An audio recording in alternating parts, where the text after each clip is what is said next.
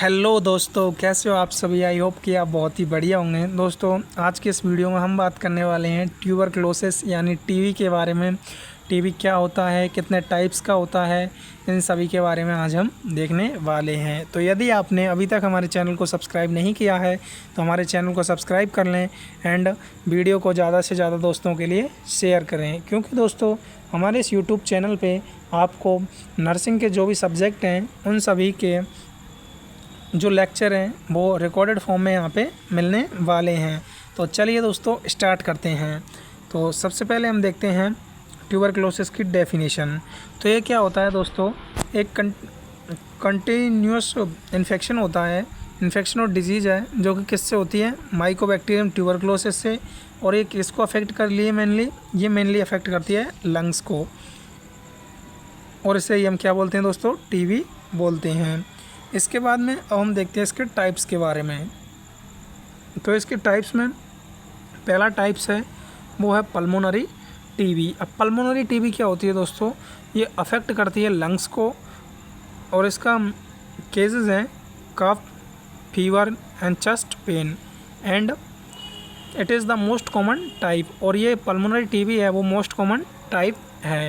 And then इसके बाद में हम नेक्स्ट देखते हैं एक्स्ट्रा पल्मोनरी टीबी।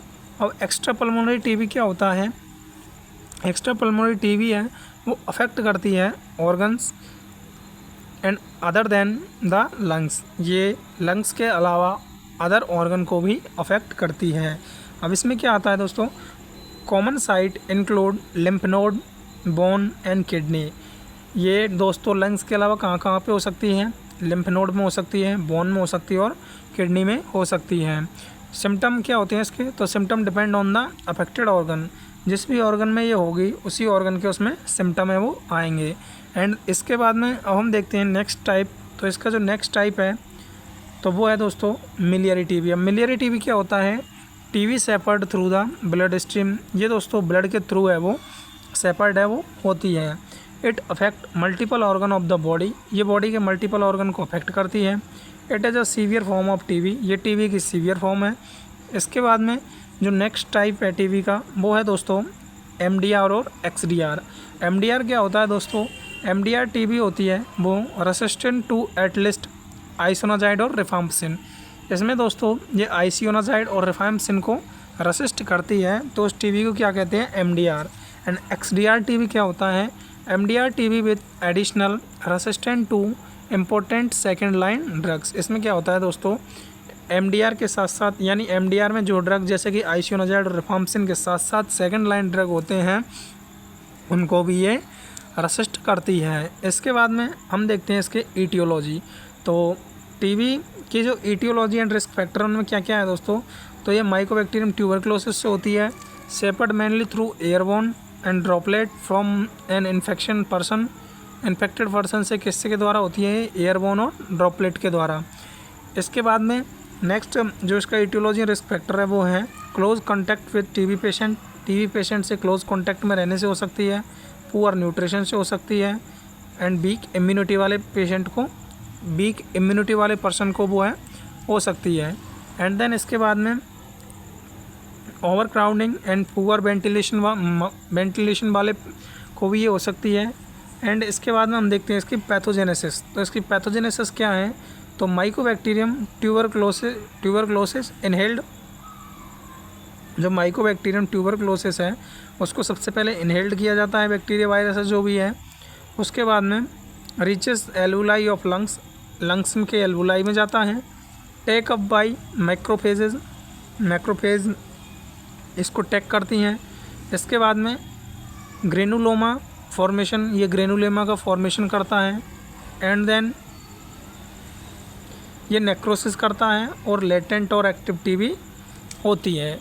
इसके बाद में इसमें हम देखते हैं दोस्तों पैथोलॉजिकल चेंजेस। तो पैथोलॉजिकल चेंजेस क्या आते हैं टीबी में, तो टीबी में पैथोलॉजिकल चेंजेस में आते हैं इन्फ्लामेशन। और इन्फ्लामेशन में क्या होता है, infection cause inflammation in the affected tissue. Inflammation क्यों होता है, इन्फ्लामेशन होता है इन्फेक्शन की वजह से, क्योंकि इन्फेक्शन क्या करता है, inflammation in the affected tissue, affected tissue उनमें इन्फ्लामेशन लाता है। एंड सेकंड है वो है ग्रेनुलोमा फॉर्मेशन। तो ग्रेनुलोमा फॉर्मेशन में क्या होता है, ट्यूबरकुले ग्रेनुलोमास डेवलप। इसमें क्या होता है, ग्रेनुलोमास है वो डेवलप हो जाता है। इसके बाद में नेक्स्ट है वो है केजिएशन नेक्रोसिस। तो इसमें नेक्रोसिस होती है, सेंट्रल चेजी नेक्रोसिस अकर्स। इसमें सेंट्रल चेजी नेक्रोसिस है वो होती है। इसके बाद में नेक्स्ट है वो है कैविटी फॉर्मेशन। तो कैविटी में फ्रॉम इन द लंग्स। तो लंग्स में क्या बनती हैं दोस्तों, कैविटीज़ हैं वो बन जाती हैं। इसके बाद में नेक्स्ट है वो है फाइब्रोसिस एंड कैल्सिफिकेशन। हीलिंग में कॉज स्कारिंग एंड कैल्सिफिकेशन। इसके बाद में अब हम देखते हैं टीबी के क्लिनिकल मैनिफेस्टेशन के बारे में। तो टीबी के क्लिनिकल मैनिफेस्टेशन में क्या क्या आएंगे, तो टीबी के क्लिनिकल मैनिफेस्टेशन में आएंगे persistent cough, fever, night sweat, weight loss, loss of appetite, chest pain and haemoptysis. जिसमें हीमोप्टोसिस में क्या होता है, cough in blood and fatigue and weakness. And then इसके बाद में हम देखते हैं इसके डायग्नोस्टिक एवेल्यूएशन में। तो टीबी के डायग्नोस्टिक एवेल्यूएशन में हम कर सकते हैं स्पुटम AFB स्मेयर, जिसमें डिटेक्ट एसिड फास्ट बेसिलाई। अब एसिड फास्ट बेसिलाई कौन सा है, तो वह माइकोबैक्टीरियम ट्यूबरक्लोसिस। इसके बाद में हम कर सकते हैं सीवी नाट या जीनिक्सपर्ट। इसमें क्या होता है दोस्तों, detect M tuberculosis and rifampicin resistant. ये रिफाम्सिन के रेसिस्टेंट और माइकोबैक्टीरियम ट्यूबरक्लोसिस को डिटेक्ट करता है। इसके बाद में जो नेक्स्ट है वो है चेस्ट एक्सरे कर सकते हैं। तो चेस्ट एक्सरे में क्या होता है, शो पल्मोनरी लीजन्स। ये पल्मोनरी लीजन्स या कैविटीज़ को शो करता है। इसके बाद में मोन्टेक्स टेस्ट है वो कर सकते हैं। अब मोन्टेक्स टेस्ट क्यों किया जाता है दोस्तों, तो मोन्टेक्स टेस्ट में क्या होता है, डिटेक्ट टीबी इन्फेक्शन। ये टीबी इन्फेक्शन को डिटेक्ट करता है। कल्चर कर सकते हैं। कल्चर क्या है दोस्तों, confirm TB and help in drug sensitivity testing. And then इसके बाद में इसके कॉम्प्लिकेशन को हम देखते हैं। तो कॉम्प्लिकेशन में आते हैं दोस्तों इसके हीमोप्टाइसिस। हीमोप्टाइसिस में क्या होता है दोस्तों, कफ के साथ ब्लड आता है। प्लूरल एफ्यूज़न यानी फ्लूइड का एकोमुलेशन हो जाता है प्लूरल कैविटी में।